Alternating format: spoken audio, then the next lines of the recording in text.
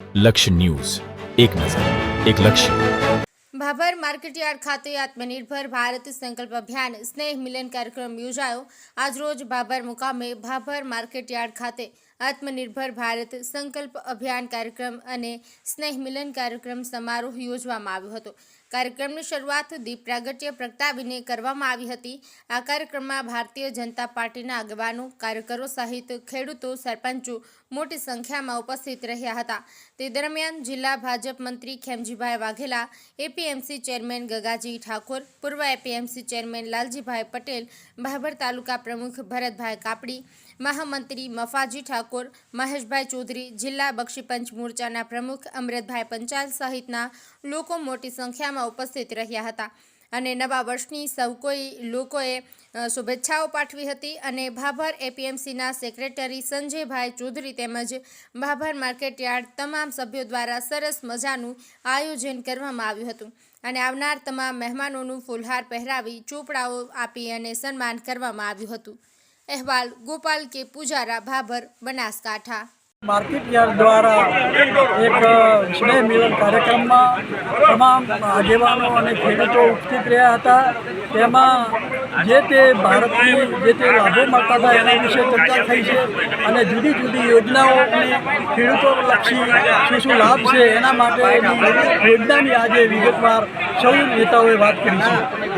ખેડૂતોને રાહત પેકેજમાં અન્યાય થયો એવું ખેડૂતોનું કહેવું છે ભાભર તાલુકામાં, તો આ બાબતે શું કહેવું? કોઈ અન્યાય નહીં થાય. સરકાર એના અધિકારીઓને મૂકીને તરત જ એનું સોલ્યુશન કરશે. ક્યાંય પણ અન્યાય નહીં થાય એની સૌએ આગેવાનો અને અધિકારીઓ કાળજી રાખવાની તમામ સૂચનાઓ અપાઈ ગઈ. અને ખાતર બાબતે તમે નિવેદન દે એ બાબતે તમે શું કહેશો?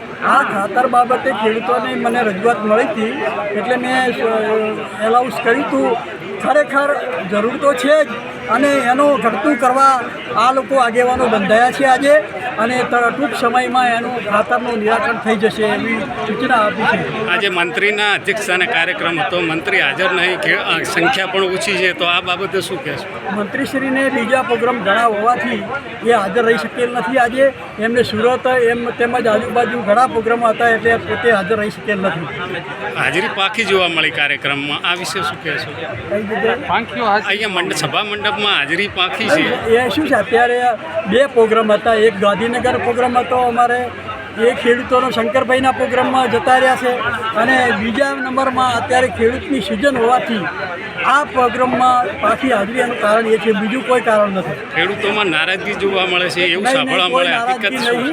ખેડૂતો ખુશ છે. અમને મોટું પેકેજ, ખેડૂતોને પૈસા મળશે, દરેકના ખાતામાં આવશે એટલે બધા ખેડૂતો ખુશ થઈ ગયા છે કે સરકારે બહુ અઢળક રૂપિયા નાખ્યા છે, એમાં કોઈ શંકાને સ્થાન નથી. પરંતુ હજુ કેટલાક ખેડૂતોનું સર્વે જ નહીં થયું તો પૈસા ક્યાંથી મળશે? સર્વે કરવાની કોઈ જરૂર નહીં. સરકારે ના પાડી છે કે સર્વે કર્યું છે એને મળશે ને ન કર્યું હોય ને એને.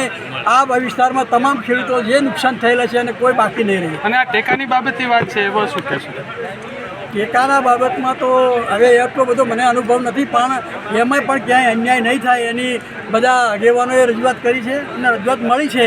પણ એમાં કોઈ પણ ટેકાના ભાવે ક્યાંય પણ અન્યાય થયો હશે તો એની તપાસ થશે અને એની ધ્યાન દોરાવશે. અત્યારે બહારથી પણ મગફળી આવી રહી છે ગુજરાત કરતાં અન્ય રાજ્યોમાંથી અને એ ભાભરના માર્કેટમાં આવે છે, તો આ બાબતે શું કહેશો? ભાઈ એ બાબતે મને કંઈ લાભો ખ્યાલ નથી, કારણ કે ખેડૂતોની માર્કેટયાર્ડની અંદર ઓછા આવતા હોઈએ છીએ. માર્કેટયાર્ડના ચેરમેન ને વાઇસ ચેરમેન વધારે ખબર હોય, એની મને લાંબી ખબર નથી. તો સ્થાનિક ખેડૂતોને તો અન્યાય થશે ને બહારની આવક થશે? અન્યાય થશે, અમારા ધ્યાનમાં આવશે તો અમે રજૂઆત કરશું. ઓકે, આભાર. પ્રદેશ અને એપીએમસીના સંયુક્ત ઉપક્રમે આજે આત્મનિર્ભર ભારત માટેનો કાર્યક્રમ અને સ્નેહ મિલનનો કાર્યક્રમ બંને સાથે રાખી અહીં આપણી વચ્ચે ઉપસ્થિત જિલ્લાના મંત્રી ભાઈ શ્રી ખેમજીભાઈ, માર્કેટના ઇન્ચાર્જ ચેરમેન શ્રી ગગાજી, પૂર્વ હાલ ભારતીય જનતા પાર્ટીના પ્રમુખ શ્રી ભરતભાઈ, મહામંત્રી મહેશભાઈ મફાજી, અમારા સૌ માર્કેટના ડિરેક્ટરશ્રીઓ ભાઈ રાજુભાઈ, બીડી પટેલ, ચીનુભા, દેશીભાઈ કોલા, સૌ રાગજીભાઈ, સૌ આગેવાનો, પૂર્વ પ્રમુખ શ્રી બાપજી જીવનકર બાપજી નામ રહી ગયું પણ આ તો ભૂકા કાઢી નાખે એવો માણસ છે એટલે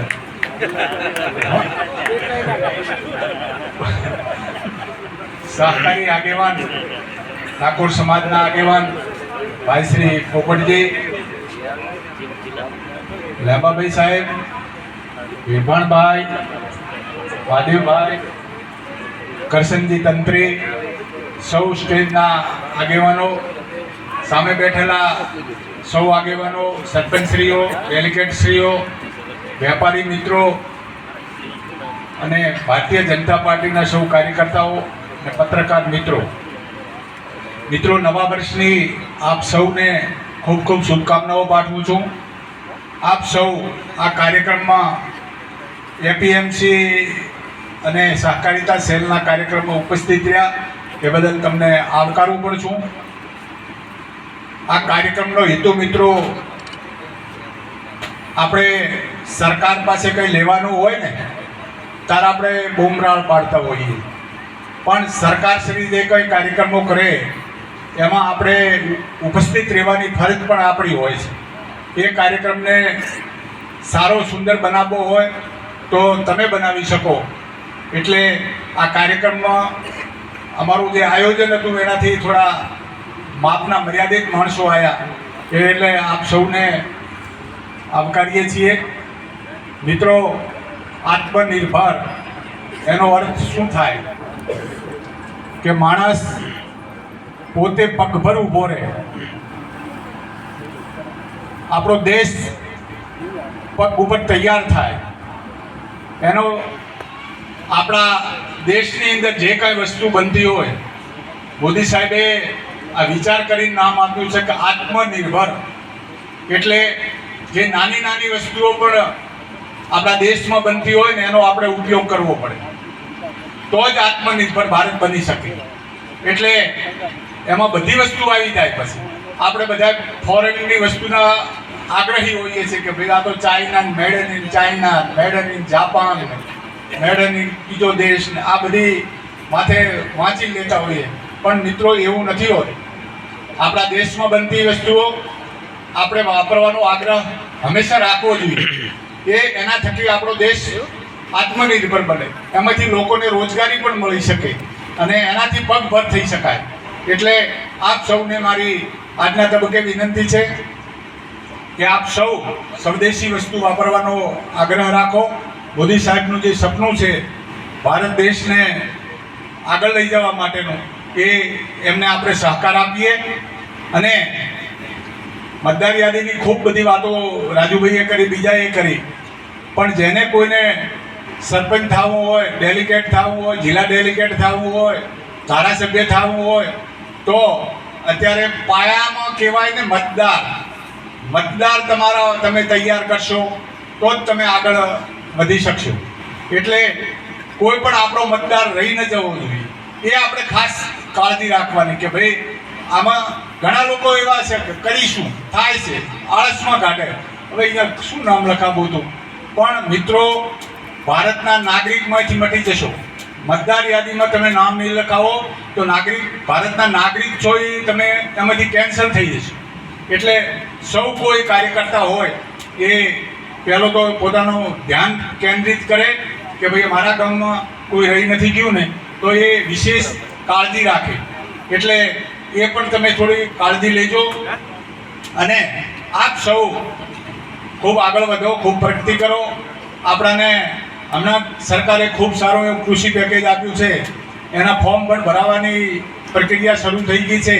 એટલે જે ક્યાંક ખેડૂત ખાતેદારો હોય એ પોતાના ફોર્મો ભરાઈ અને જે સરકારે ધારાધોરણ પ્રમાણે જે આપણને પેકેજ આપ્યું છે હેક્ટર દીઠ 22,000 રૂપિયા, એ પ્રમાણે સૌ કોઈ ફોર્મ ભરે, એમાં કોઈ રહી ન જાય અને સરકારના લાભો લો, સરકારને મદદ કરો, સરકારને ઉપયોગી થો. સરકાર આપણાને જે કાંઈ પ્રોત્સાહિત કરે છે એ આપણા માટે છે.